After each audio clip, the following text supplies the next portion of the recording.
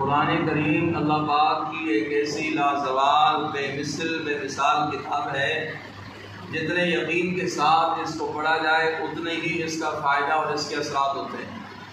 अगर ये यकीन के साथ किसी भी काम की नीयत करके आप कुरान करीम की कोई भी आयत कोई सूरत की तिलावत करते हैं, बशर्ते कि यकीन कामिल हो, अल्लाह रब्बुल इज़्ज़त आपके इस यकीन की बदौलत अपने कुरान के मौजज़ा, अपने कुरान के असरात ज़ाहिर फरमाते हैं।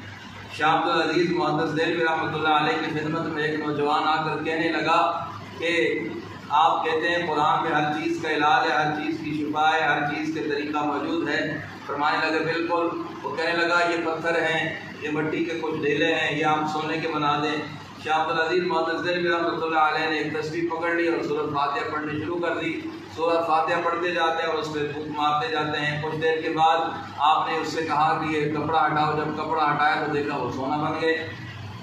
वो जवान घर चला गया और जाके उसने काफ़ी सारे पत्थर जनाब और ढीले इकट्ठे कर दिए, ऊपर कपड़ा डाल दिया, 500,000 दाने की तस्वीर पकड़ ली और देर देर ही पढ़ता जा रहा है, फूंक मारता जा रहा है। सूरत फातिहा पढ़ रहा है, फूंक मार रहा है। फिर थोड़ी देर के बाद देखता है वैसे कि वैसे पत्थर के पत्थर, रोड़े के रोड़े, ढेले के ढेले पड़े।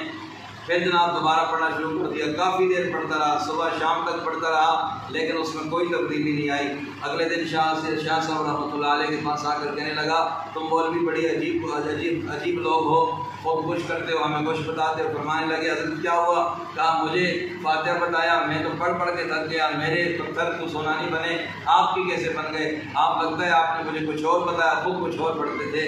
हज़रत ने फरमाया यहाँ मैं भी सूरत फातिहा पढ़ रहा था। उसने कहा मैंने भी सूरत फातिहा नहीं पढ़ी है। अल्लाह अकबर कबीरा। हज़रत फरमाने लगे सूरत फातिहा पढ़ने के लिए ज़बान भी अब्दुल अज़ीज़ की चाहिए कि जितनी यकीन से पढ़ोगे इतने जल्दी उसके असरात